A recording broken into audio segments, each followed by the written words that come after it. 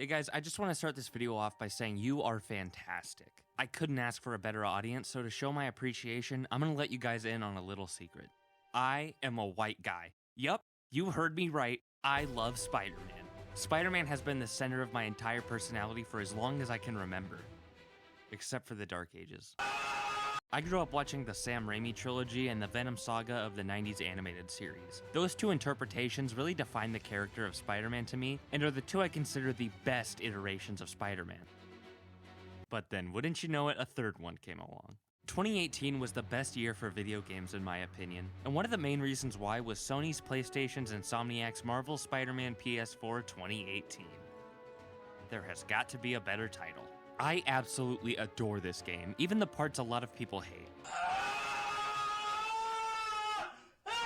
At the time of writing this, the long-awaited sequel is just 2 short weeks away, so I figured now was the perfect time to look back on this game and review it. There will be spoilers, so finish the game if you care about that, but honestly, it was a Game Awards Game of the Year nominee and is an essential PlayStation exclusive. If you haven't played it, what the hell have you been doing for the past 5 years? When it comes to the gameplay, Marvel's Spider-Man really makes you feel like Spider-Man.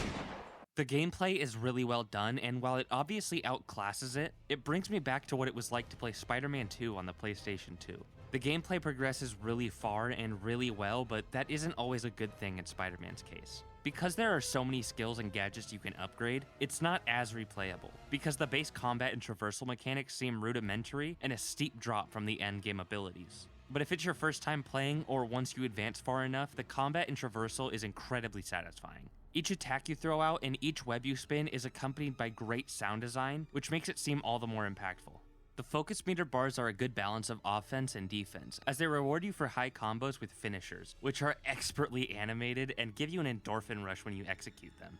On the defensive side, instead of being used to attack with a finisher, built-up focus can be used to heal Spider-Man when he takes damage. Combat is a big part of this game, and it really focuses on what Spidey can do and not the enemies. Fights can definitely get repetitive because even though there are a ton of gadgets and abilities you can use, you can just stick to punching if you want.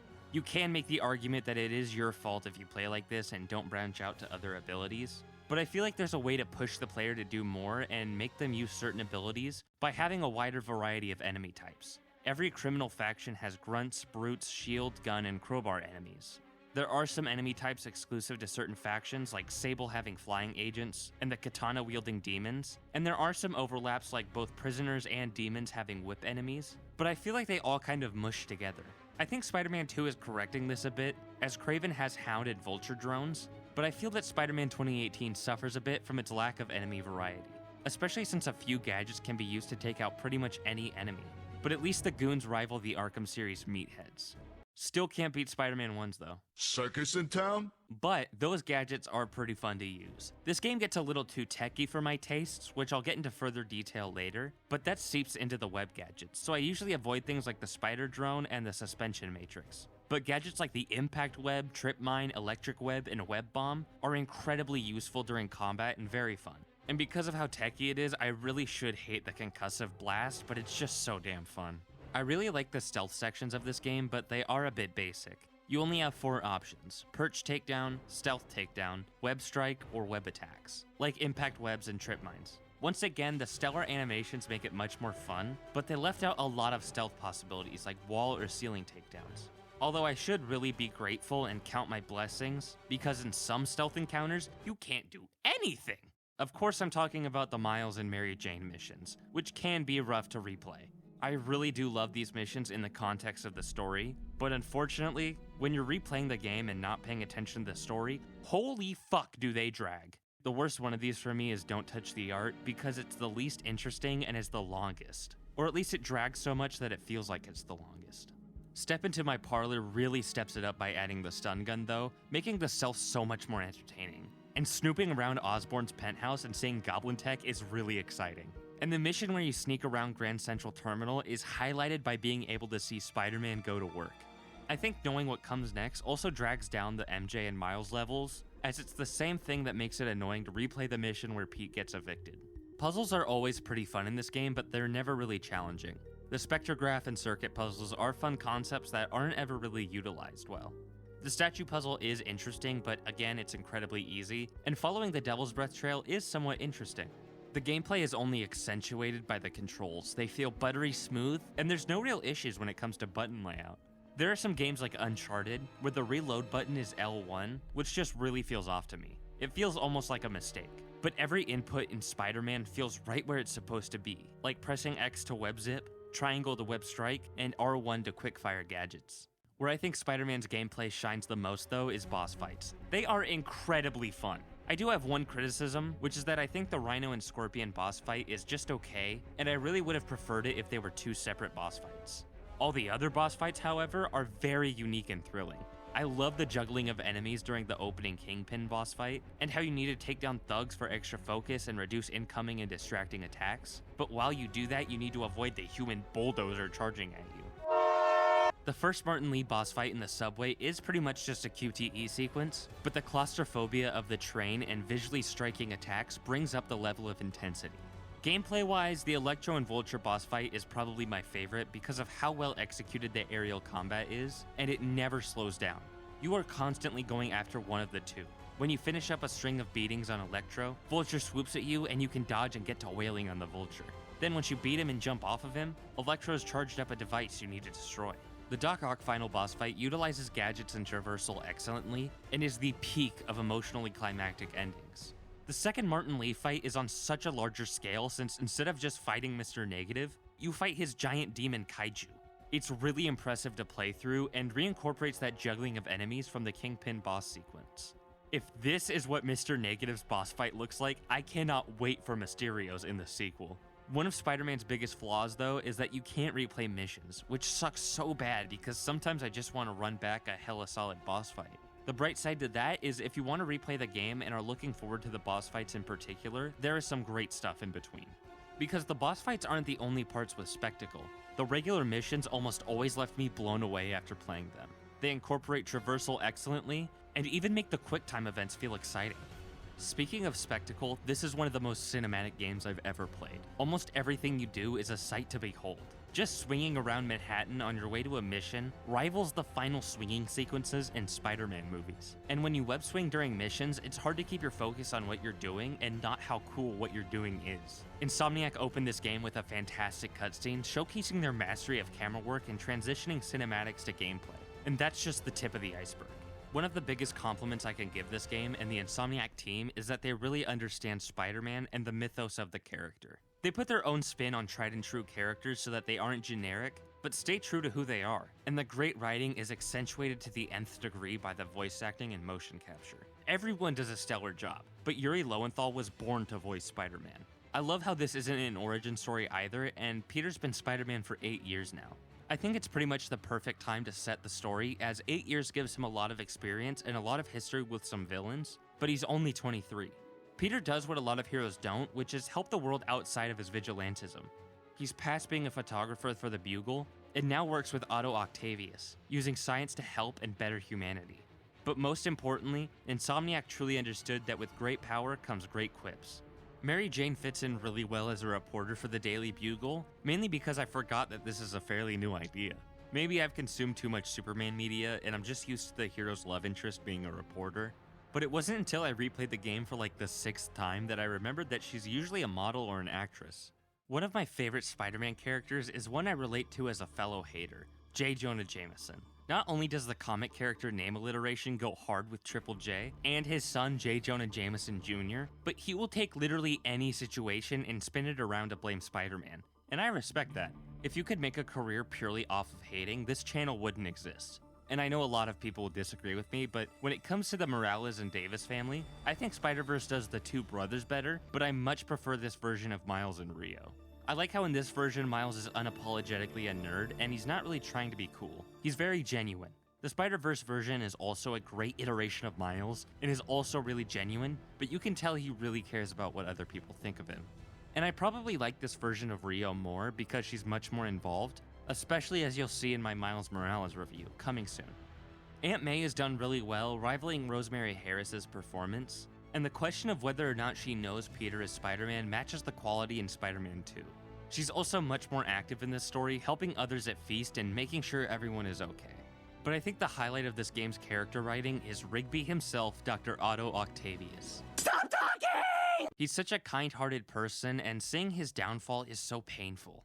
I think his backstory being interlinked with Martin Lee's, with Lee's incident being the cause of the rivalry between Otto and Norman, is genius. I like the change of turning Oscorp into the Oscorp, and his motivation for his advances in prosthetic and robotic arms is such intelligent writing. I don't know how no one has come up with this, but Otto creating the arms because he'll soon be relying on them completely seems so obvious and right in front of our faces, but it's just perfect. And watching his motor functions fail him and his zealous nature causing him to overlook serious problems is heart-wrenching.